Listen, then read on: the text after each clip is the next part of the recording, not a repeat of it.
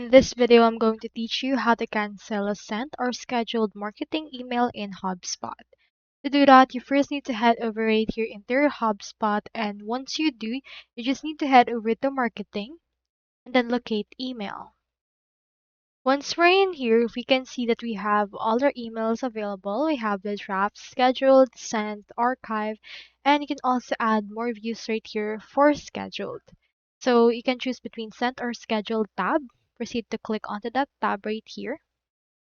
And from in there, you can locate the email that you actually have right there for it. So we have in here our sent email, and if you want to cancel it, what you can do is you can click onto the actions drop down and you can head over and see if you can still cancel it. Typically, it's available for scheduled marketing email, but if it's already on the sent tab, that means that it won't be canceled anymore. So do take note of that as well. So that's all there is today, and I hope this video actually helped you out. And if you haven't subscribed to HubSpot yet, make sure to use your affiliate links given in the video description. Thanks for watching, and I'll see you in my next video.